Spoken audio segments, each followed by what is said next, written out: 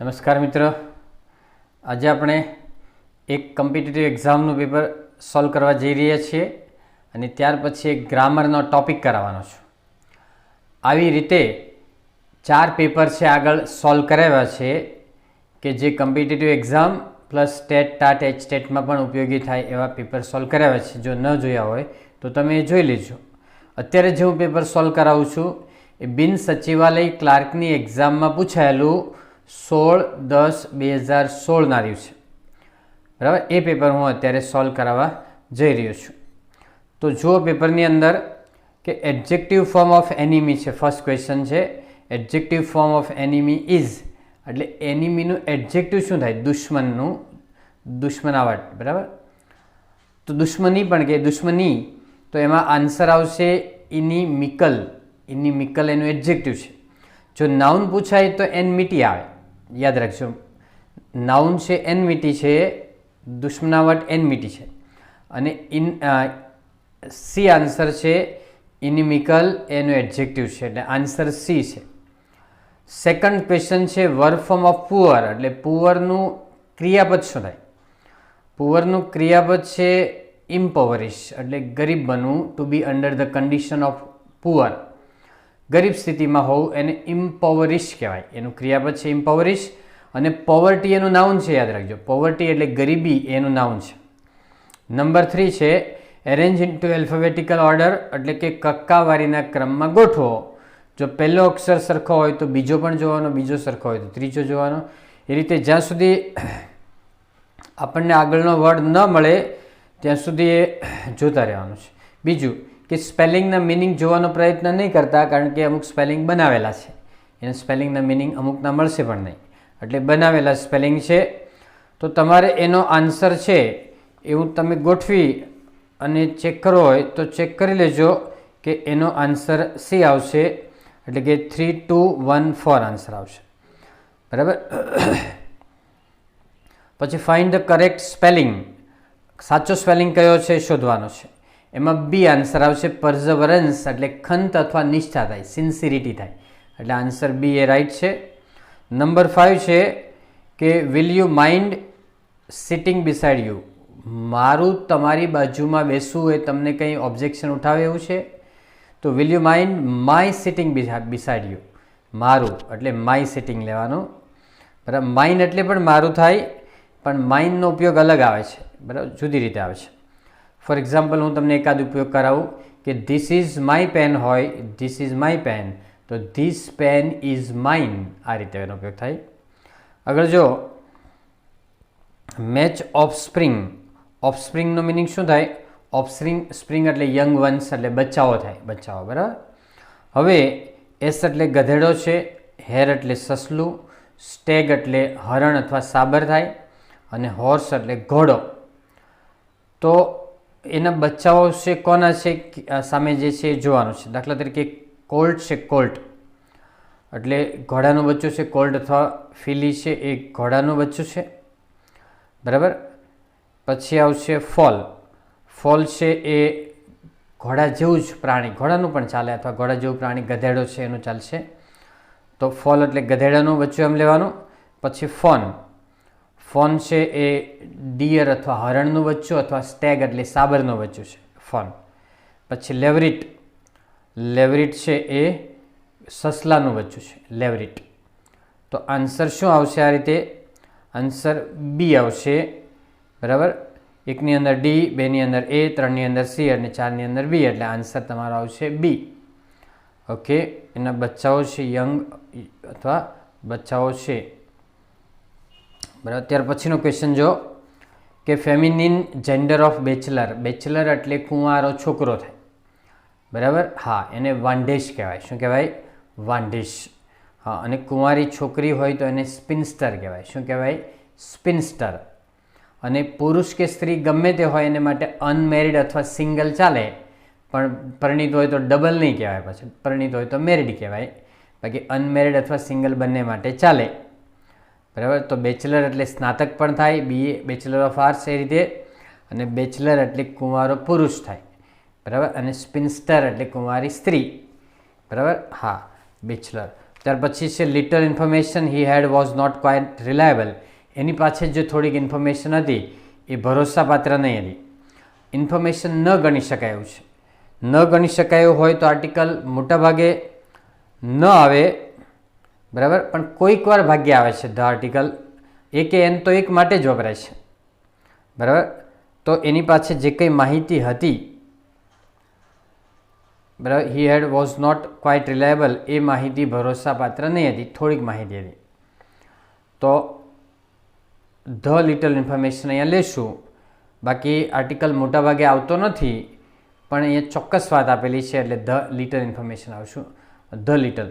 બાકી બરાબર, બાકી મોટાભાગે ન ગણી શકાય એવું નામ હોય ઇન્ફોર્મેશન જેવું, તો એમાં આર્ટિકલ આવતો નથી, પણ ચોક્કસ વાત હોય ક્યારેક તો એ રીતે આર્ટિકલ લેવાનો છે, તો અહીંયા ધ લેવાનો છે. પછી કમ પ્લીઝ એટલે અંદર આવો મહેરબાની, અહીં આવો, અહીં આવો એટલે કમ. હિયર એટલે અહીં થાય, પણ HERE અહીંયા આપ્યું નથી. HERE હોય તો થાય, પણ એ નથી આપ્યું. આપેલું હિયર એટલે સાંભળવું થાય છે. હવે કમ હિધર પ્લીઝ. હિયર છે ને એ હિધર શબ્દ ઉપરથી ઉતરી આવ્યો છે. પહેલાં હિધર કહેતા, ઈધર આવો એમ કહે ને આપણે, તેમ હિધર આવો, હિધર એટલે કમ હિધર પ્લીઝ એટલે સી આન્સર આવશે. પછી work hard you should fail. મિત્રો યાદ રાખજો, શુડ આવે ને, શુડ એટલે લેસ્ટ લઈ લેવાનું. લેસ્ટ મોટા ભાગે શુડ, લેસ્ટની પાછળ 100% શુડ આવવું જોઈએ. લેસ્ટની પાછળ 100% શુડ આવવું જોઈએ. હવે તમે વાક્ય સમજો કે સખત મહેનત કરો, રખેને તમે ફેલ થાઓ, શાયદ તમે ફેલ થાઓ. ગુજરાતી યાદ રાખજો કે સખત મહેનત કરો કે જેથી કરીને તમે ફેલ ન થાઓ, એટલે નેગેટિવ મિનિંગ અંદર આવી જાય છે. મહેનત કરો જેથી કરીને તમે ફેલ ન થાઓ, એટલે આનો મિનિંગ આવો થાય કે work hard so that you can not fail. આના જેવો મિનિંગ થાય. શુડ નીચે લીટી કરી અને આમાં લેસ્ટ લખવાનું છે, ને લેસ્ટની પાછળ 100% શુડ આવશે, યાદ રાખજો. શુડ બીજી જગ્યાએ પણ આવશે, પણ લેસ્ટની પછી તો 100% આવશે. ગુજરાતી રખેને થાય, સખત મહેનત કરો, રખેને ફેલ થાઓ, એટલે કે સખત મહેનત કરો કે જેથી કરીને તમે ફેલ ન થાઓ. Give synonym of contemplate. Contemplate એટલે ઊંડો વિચાર કરો. To think deeply. Think deeply એટલે મેડિટેટ એટલે ધ્યાન ધરવું, ધ્યાન ધરવું, એના જેવો ઊંડો વિચાર કરો. થિંક ડીપલી છે. પહેલું કન્ડેમ એટલે નફરત કરવી થાય, ટીકા કરવી. અને મેનિપ્યુલેટ એટલે ચેન્જ કરવું પણ થાય, મેનિપ્યુલેટ એટલે પ્રગટ કરવું પણ થાય. સ્વામી વિવેકાનંદે એમ કીધું છે કે manipulation of perfection is education. પૂર્ણતાનું પ્રગટીકરણ એટલે મેનિપ્યુલેશન, એટલે એ પ્રગટીકરણ થાય. નેક્સ્ટ છે a place where dead bodies are kept before burial or cremation. એક સ્થળ કે જ્યાં મૃત શરીરને બેરી એટલે દાટવા માટે, દફન કરવા માટે લઈ જાય, અથવા ક્રિમેશન એટલે અંતિમ સંસ્કાર માટે લઈ જાય, એ પહેલાં જે જગ્યાએ રાખવામાં આવે, ખાસ કરીને હોસ્પિટલમાં મૃત્યુ પામ્યા હોય તો હોસ્પિટલમાં રૂમ હોય, ત્યાં એના સગા સંબંધીઓ જુએ, મળે, કંઈ વિધિ કરવી હોય તો વિધિ કરે. અમુક લોકોને ડાયરેક્ટ લઈ જતા હોય છે, અમુક લોકો ઘરે વિધિ કરવા માટે લાવે. તો જે રૂમ હોય ખાસ કરીને હોસ્પિટલ વગેરેમાં, એને શું કહેવાય છે? તો એને કહેવાય છે મોર્ચુરી. મોર્ચુરી, મોર્ટલ, તમને શબ્દ સાંભળે છે. મેન ઇઝ મોર્ટલ એટલે માણસનું મૃત્યુ નિશ્ચિત છે. સંસ્કૃતમાં કહેવાય જાતસ્ય હિ ધ્રુવો મૃત્યુ. મેન ઇઝ નોટ ઇમોર્ટલ એટલે માણસ અમર નથી. મોર્ટાલિટી રેટ એટલે મૃત્યુઆંક, મોર્ટાલિટી રેટ એમ કહેવાય, બરાબર. તો મોર્ચુરી છે. પછી ગો બેક યુ કેમ, જ્યાંથી તમે આવ્યા ત્યાં પાછા જતા રહો, તો ગો બેક, બરાબર. વેન્સ યુ કેમ, વેન્સ, વેન્સનો મિનિંગ થાય ફ્રોમ વેર. ફ્રોમ વેર આપ્યું હોય તો એ લેવાય, પણ ફ્રોમ વેર નથી આપ્યું, ખાલી વેર આપ્યું છે, નહીંતર ફ્રોમ વેર ચાલે. એનો મિનિંગ ફ્રોમ વેરનો મિનિંગ વેન્સમાં આવે કે જે જગ્યાએથી આવ્યા તે જગ્યાએ ચાલે જાઓ. ઓકે, આગળ જો a true dash is one who keeps one's country's secret to oneself. સાચો વ્યક્તિ એ કહેવાય કે એ કોઈપણનું રહસ્ય છે એ છુપાવી રાખે, કોઈને કહેતો નથી. તો એમાં આવશે કોન્ફિડન્ટ એટલે આન્સર સી આવે. કોન્ફિડન્ટ એટલે વિશ્વાસ રાખી શકાય એવો વ્યક્તિ થાય. સાંભળો, પહેલું કોન્ફિડન્ટ એટલે આત્મવિશ્વાસો થાય, કોન્ફિડન્ટ પહેલું. અને સીની અંદર કોન્ફિડન્ટ એટલે આત્મવિશ્વાસ રાખી શકાય એવો વ્યક્તિ થાય. તમને ખબર હોય તો પાર્ટિસિપેટ એટલે ભાગ લેવો છે, પાર્ટિસિપન્ટ એટલે ભાગ લેનાર કેન્ડિડેટ હોય એ થાય, એના જેવું છે, થોડું ઘણું છે. ત્યાર પછી છે I in his place I would not do it. એમાં તમારે પાછળનું વાક્ય ખાસ કન્સિડર કરવાનું છે. પાછળ વુડ આવે ને, વુડ, ખાલી વુડ અને મૂળ ક્રિયાપદ, તો આગળ વોઝ કે વેર આવશે, અથવા સાદો ભૂતકાળ આવશે, યાદ રાખજો. પાછળના વાક્યમાં વુડ આવે અને મૂળ ક્રિયાપદ હોય તો આગળના વાક્યમાં વોઝ કે વેર આવશે, પણ મોટા ભાગે વેર આવે. વેર હોય ને તો વોઝ નહીં લેવાનું, વેર હોય તો વેર લેવાનું, નહીતર પછી વોઝ લેવાનું. વેર ન હોય તો વોઝ ચાલે. ખાસ કરીને કાલ્પનિક બાબત જેવું હોય છે કે વર આઈ ઇન હિઝ પ્લેસ, એટલે જો હું એની જગ્યાએ હોત તો મેં આ કાર્ય કર્યું ન હોત, બરાબર, તો વેર આવે. બીજું કે આનો મિનિંગ આવો થાય કે if I were in his place, આવો મિનિંગ થાય. If I were in his place આવો મિનિંગ થશે, બરાબર. પછી જો પાછળના વાક્યમાં સાંભળજો ખાસ, વુડ નોટ હેવ ડન હોય, વુડ નોટ હેડ ડન, તો આગળ આવે કે had I been in his place આવે, પૂર્ણ ભૂતકાળ આવે તો આગળ had I been in his place આવે. પાછળ વુડ નોટ હેવ બીન હોય તો, પૂર્ણ કૃદંત હોય તો પૂર્ણ ભૂતકાળ આવે આગળ, પણ અહીંયા ખાલી વેર જ લેવાનું છે. આન્સર ડી આવ્યો છે, યાદ રાખજો. ત્યાર પછી give plural form of man servant. Man servant છે ને એનો જવાબ સી આવશે. મેન સર્વન્ટ સાંભળજો, બંને બહુવચન છે, MEN, અને સર્વન્ટ્સ પણ બહુવચન, મેનનું બહુવચન MEN અને સર્વન્ટનું સર્વન્ટ્સ થાય. પણ એ ન આપ્યું હોય તો તમારે પહેલો આન્સર પણ ચાલે. એ બંને વસ્તુ ઉપયોગમાં છે, પણ વધારે મોર પ્રિફરેબલ સી છે, બરાબર. એ ન આપ્યું હોય તો એ ચાલે ખરું, યાદ રાખજો. પછી આવશે, અને આને બદલે આ કન્ફ્યુઝનને કારણે લોકો, બરાબર, મેલ કહેતા હોય છે, મેલ સર્વન્ટ્સ, અને ફિમેલ સર્વન્ટ્સ એવું બોલતા હોય છે, મેલ અને ફિમેલ, બરાબર. આ કન્ફ્યુઝન ન થાય એટલા માટે. ચાલો આગળ જો, he has been living in Bombay the last 10 years, છેલ્લા 10 વર્ષથી રહે છે. સમયનો ગાળો બતાવે તો ફોર કહેવાય. સમયનું બિંદુ એટલે સ્ટાર્ટિંગ પોઈન્ટ હોય તો સિન્સ આવે. અહીંયા ફોર આવશે, for the last 10 years.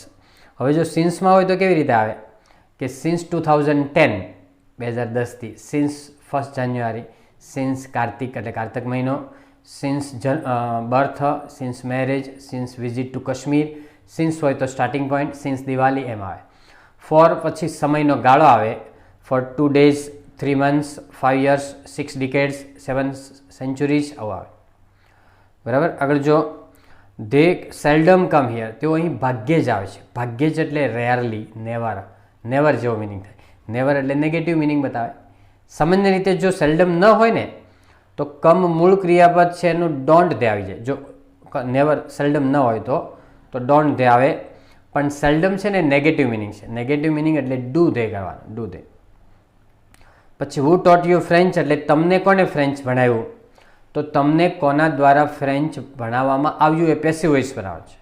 Passive voice બનાવવાનો હોય તો by whom were you taught French, by whom were you taught French, એટલે આન્સર એ આવશે, બરાબર. 21 છે, એવરીબડી લાઇક્સ હિઝ સિમ્પ્લિસિટી, એટલે દરેકને તેની બાળક જેવી સાદગી ગમે છે, એટલે ચાઇલ્ડ લાઇક સિમ્પ્લિસિટી, બાળકના જેવી એટલે ચાઇલ્ડ લાઇક. અને ચાઇલ્ડિશ છે ને, ચાઇલ્ડિશ બી, એનો મિનિંગ સમજો. બાલિશ હોય ને, બાલિશ એટલે મૂર્ખ જેવો બાળક, થોડી ઓછા આટા હોય તો એને ચાઇલ્ડિશ કહેવાય. પણ એને બાળકના જેવી સાદગી ગમે છે, બાળકના જેવું હોય ને તો ચાઇલ્ડ લાઇક, અને બાલિશ એટલે મૂર્ખ જેવું હોય તો ચાઇલ્ડ ડિશ થાય. આમાં સી આન્સર આવશે. ચેન્જ ધ ડિગ્રીમાં જો, he plays better than Rohan, તે રોહન કરતાં વધારે સારું રમે છે, તો એનો મિનિંગ એવો થાય કે રોહન એના જેટલું સારું રમતો નથી. Rohan does not play so well as he, Rohan does not play so well as he, એટલે બી આન્સર આવશે, બી. હવે યાદ રાખો કે વેલ છે ને, જો બેટર છે ને, બેટર એ ગુડ અને ગુડ બેટર બેઝ છે, અને વેલ બેટર બેઝ છે. જો ક્રિયાપદ આપેલું હોય ને, ક્રિયાપદ, તો વેલ બેટર બેઝ થાય, અને ટુ બીનું રૂપ હોય ઇઝ, એમ, આર, વોઝ, વેર, તો ગુડ બેટર બેઝ થાય, યાદ રાખજો. જો બેટર છે ને, આમાં પ્લે આપ્યું છે, રમવું, એ ક્રિયાપદ છે.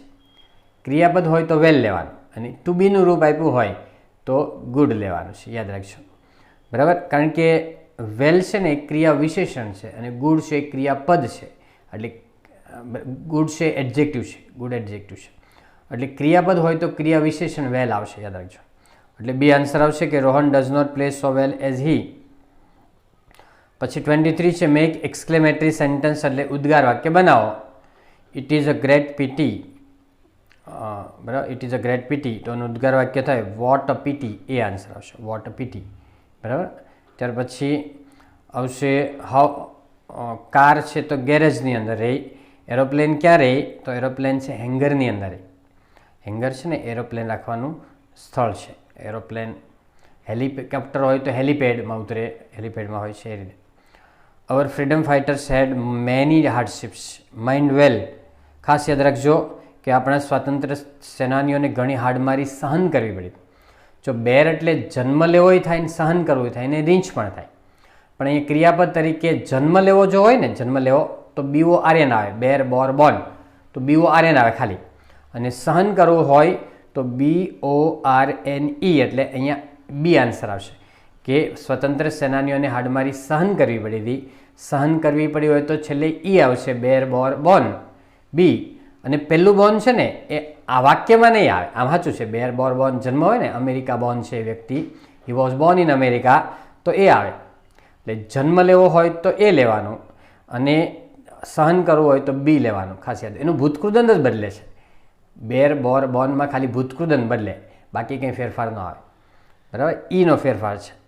ચાલો 26 છે, આઈ shell પનિશ you confess your fault. જો તમે તમારો વાંક કબૂલ ન કરો તો હું તમને સજા કરીશ. તો આઈ shell પનિશ you unless you confess your fault, એટલે જો તમે કબૂલ નહીં કરો તો હું તમને સજા કરીશ. પછી આવશે select past tense form of to trade. બરાબર, ટુ ટ્રેડનું ભૂતકાળ શું થાય? તો ટ્રેડનું ભૂતકાળ થાય ટ્રોડ થાય, બી આવશે, TROD આવશે, ખાલી બી આન્સર આવશે. બરાબર, ચાલો હવે હું તમને એક ગ્રામરનો ટોપિક કરાવવા જઈ રહ્યો છું અને એ ટોપિકનું નામ છે ક્વેશ્ચન ટેગ છે. શું એનું નામ છે? Question tag. ક્વેશ્ચન ટેગ એટલે અનુપ્રશ્ન થાય. શું થાય? અનુપ્રશ્ન. અને કેટલાક લોકો એને પૂંછડીયો પ્રશ્ન કહેતા હોય છે. શું કહેતા હોય છે? પૂંછડીયો પ્રશ્ન. હવે ક્વેશ્ચન ટેગમાં તમે થોડાક નિયમો યાદ રાખો, હું તમને કહું એ પછી તમે નિરાતે લખી લેવાના. દાખલા તરીકે ક્વેશ્ચન ટેગ અનુપ્રશ્ન છે એ વાક્ય પૂરું થાય ત્યારે વાક્યનું સમર્થન મેળવવા માટે, ખંડન મેળવવા માટે સામેના વ્યક્તિ પાસેથી આપણે ટૂંકો પ્રશ્ન પૂછીને જવાબ મેળવીએ કે સાચું છે કે નહીં, ખરું છે કે નહીં, ખોટું કે ખરું, આવું કંઈ સમર્થન મેળવવા માટે ખાસ કરીને આ વાક્યની પ્રશ્ન પૂછાય, ટૂંકો પ્રશ્ન પૂછાય વાક્યને અંતે, તો એને ક્વેશ્ચન ટેગ કહેવામાં આવશે. ક્વેશ્ચન ટેગ કેવી રીતે બને? વાક્ય હકાર હોય તો ટેગ નકાર આવે, વાક્ય નકાર હોય તો ટેગ હકાર આવે. બરાબર, પરંતુ કેટલાક શબ્દો યાદ રાખજો કે નો, નોટ, નેવર, નથિંગ, નોબડી તો નકાર છે જ, પણ એની સાથે હાર્ડલી, સ્કેર્સલી, રેરલી અને સેલ્ડમ એટલે ભાગ્યે જ થાય એ શબ્દો પણ નકાર છે. હાર્ડલી, સ્કેર્સલી, રેરલી અને સેલ્ડમ આ ચારેય શબ્દો નકાર છે, એટલે એ નકાર વાક્ય છે એનું હકાર બનાવવાનું. બરાબર, વાક્ય ક્વેશ્ચન ટેગ. હવે બીજું યાદ રાખવાનું કે ક્વેશ્ચન ટેગ લખીએ ત્યારે વાક્ય પૂરું થાય ત્યારે કોમા આવે, ટેગ પૂરી થાય ત્યારે પ્રશ્ન ચિહ્ન આવે. ટેગનો પહેલો અક્ષર હંમેશા સ્મોલ લખવાનો, કેપિટલ નહીં કરવાનો ટેગ ચાલુ થાય. અને ટેગ હંમેશા શોર્ટ ફોર્મમાં લખાય. દાખલા તરીકે આરન્ટ, આરની ટેગ આરન્ટ આઈ આવે તો આર નોટ આઈ ખોટું પડે, આર નોટ આઈ ખોટું પડે. બરાબર, તો આ રીતે ટેગ હંમેશા શોર્ટ ફોર્મમાં લખવાની. અને નામને બદલે સર્વનામ એટલે પુરુષ હોય તો હી, સ્ત્રી હોય તો શી, પ્રાણી પદાર્થ હોય તો ઈટ, બહુવચન હોય તો ધે લખવાનું. બરાબર, યાદ રાખજો. એક ટેગ પહેલું વાક્ય છે ને એ અનિયમિત છે એટલે કે અપવાદ છે, એક્સેપ્શન છે, એટલે એ તમે હું કહું એ રીતે યાદ રાખી લો. બાકી તમારે બધી મોટાભાગે નિયમ પ્રમાણે ચાલે. આઈ એમ એ ટીચર, તમે નોંધ કરી નાખજો, ઘણી બધી આમાં વસ્તુ નવી આવશે. આઈ એમ એ ટીચર તો આરન્ટ આઈ, જો એમન્ટ આઈ આવવું જોઈએ પણ એમન્ટને બદલે એઇન્ટ આઈ આવે તો ચાલે, એઇન્ટ આઈ, AINT. બરાબર, એઇન્ટ આઈ આવે તો ચાલે, પણ આ એમન્ટ આઈ નહીં આવે તો આરન્ટ આઈ આવશે. બીજું પાછું નિયમ પ્રમાણે છે, આઈ એમ નોટ અ જોકર તો એમ નોટ છે એટલે એમ આઈ કરી દેવાનું, એમ નોટ છે એટલે નોટ કાઢીને એમ આઈ કરવાનું, એ નિયમ પ્રમાણે છે.